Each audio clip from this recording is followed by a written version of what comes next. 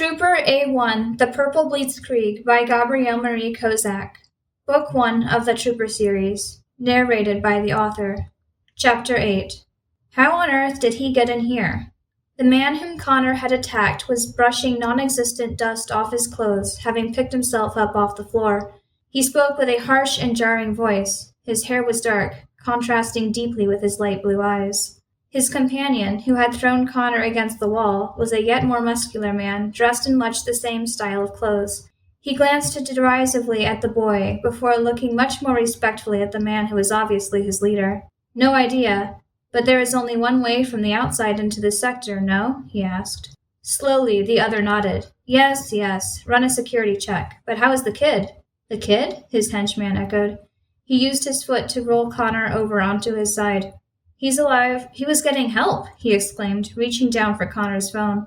The other watched him pensively as he inspected it and deleted the message which had finally been sent. "He never finished it, but someone read it," he surmised finally.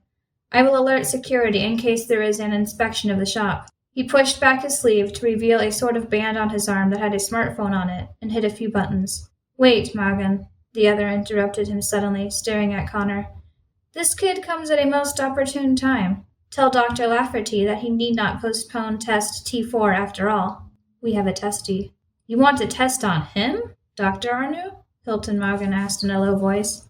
"He's not—" "Children should learn not to go snooping around," Lyndon B. Arnu broke in. "They're as bad as cops, some of them. Take this one to the lab, and you have 5 minutes to find out and report to me how he got in here, and 5 more to fix it before the cops get here, if they do." Later. "So there are only 2 gun shops within a reasonable walking distance of that store. This one is closer to the house location, so we're headed here first." One hand was taken off the driving wheel to point to a built-in car GPS. "This shouldn't take long." 2 policemen were in the car, one driving and the other in the passenger seat. In the back sat a large, full-grown German shepherd. The policeman in the passenger seat looked annoyed. "I wouldn't be surprised if it was just a prank call," he muttered. "Kids these days never think." "The operator told me the girl on the phone sounded terrified. I don't think it's a prank," the other replied.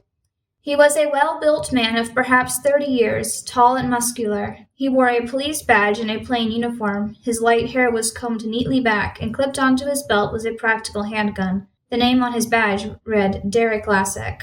A few minutes later, he parked the police car on the side of the road, bringing it to a neat stop with the wheels exactly parallel to the curb. He and his companion hopped out, the dog following them. "Rocky," Derek spoke softly, and the German shepherd bounded to his side. Ignoring some curious looks from street pedestrians, the 2 policemen narrowed the distance between themselves and the glass door of the gun shop and strode in. The bell above the door tinkled as Derek opened it and ordered Rocky to remain outside. The 2 policemen headed into the shop. It was relatively small, with only a few racks. The cashier, sitting at a desk near the back, looked up as they entered. He stiffened. "Good day," Derek greeted him, smiling. "We're just here to check up on a story of a kid that's stuck in a gun shop. Seen anyone?" "Nah," the man replied, shaking his head. "Business is really bad today." Derek and his friend walked around the gun shop briefly. Nothing looked suspicious. "All right," Derek decided finally. "We'll go look somewhere else. Have a good day." That said, they walked out, where Rocky was sitting with the patient air of a well-trained dog. "Hey, boy," Derek greeted him. The 3 got back into the police car and started for their next destination. "I told you it was a prank," Derek's friend scowled. Derek pushed his foot down harder on the pedal. "We don't know for sure yet." Meanwhile, "There they are," Moira pointed eagerly over the dashboard of the cop's car, driving away from the gun shop.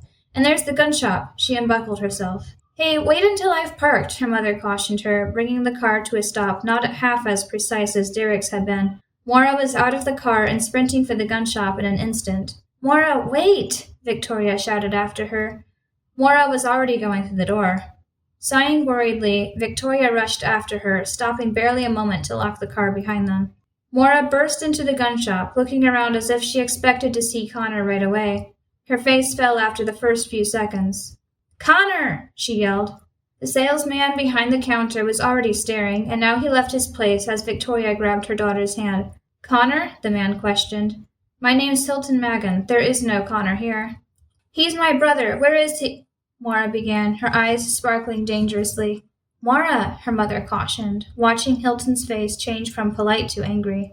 You mean the kid the cops were looking for? Hilton demanded. They already left. They didn't find him. He's not here. He said underground, Mara spoke up, and immediately set to jumping hard on the floor. Connor! She yelled again. Where on earth was he?